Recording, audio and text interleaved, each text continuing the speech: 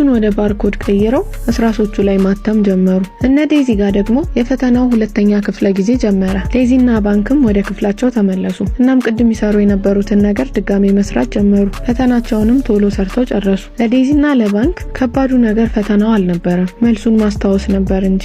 ሁለቱም በጭንቅ ውስጥ ሆነው መልሱን ለማስታወስ መሞከር ጀመሩ። ሁለተኛው ክፍለ ጊዜም እንዳለቀ ሁለቱም እየሮጡ ወደ ሽንት ቤት ሄዱ። ድርጊታቸው ግን የሴኩሪቲ ካሜራውን ትኩረት ስቦት ነበር። እናም ባንክ መልሶቹን እየላከ ዴዚ ግን ችግር ውስጥ ነበረች። የሴቶች ሽንት ቤት ሰልፍ ነበረው። እናም ወደ ሽንት ቤት መግባት አልቻለችም ነበር። ሰዓቱ በፍጥነት እየሄደ ነበር። ዴዚ መደነጋገጥ ጀመረች። ከዛ ግን ድንገት ፈታኙ ባንክ የገባበትን ሽንት ቤት በር አንኳኳ። ባንክም ከሽንት ቤት እንዲወጣ ተነገረው። ባንክ ግን በጣም ቢደነግጥም የፈታኙን ትዕዛዝ ችላ ብሎ መልሶቹን መላክ ጀመረ።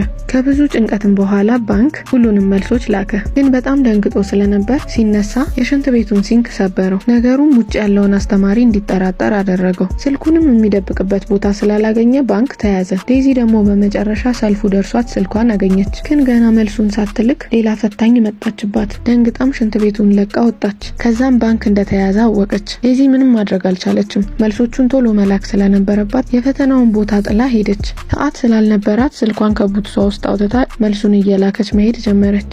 ከዛ ግን አስተማሪው እሷን እየፈለጋት እንደሆነ አወቀች። ከዛም ጸጉሯን ወደ ታች አርጋ መልሱን መጻፍ ጀመረች። ከዚህ ሁሉ ጭንቅ በኋላ ሁሉንም መልሶች ልካ ጨረሰች። ዴዚ ስልኳን የሌላ ሰው ቦርሳ ውስጥ ከተተችው። እዚህ ደግሞ በባርኮድ ተደርገው ስክሪፕቶ ላይ ተጽፈው ነበር። ሁሉም ተማሪዎችም ስክሪፕቷቸውን ከወሰዱ በኋላ ወደ ፈተናው ቦታ መሄድ ጀመሩ። ባንክም ስልክ ይዞ ስለተያዘ ከዚህ ፈተና እስከ መጨረሻው ታገደ። የተፈጠረበትም ነገር በጣም ተሰማው። የነበረው ተስፋ ሁሉ ዛጋ አበቃ። ከዛም የሆነ ቀን ዴዚ ሊያገኛት ሄደ። ሌላ የኩረጃ ስራ እንዲሰሩ ሊያስማማት ነበር የመጣው። ከዛ ጊዜ በኋላ ዴዚና ባንክ የኩረጃ ፓርትነር ሆነው ስራቸውን ያጣጥፉት ጀመር። ፊልማችንም በዚህ ያበቃል።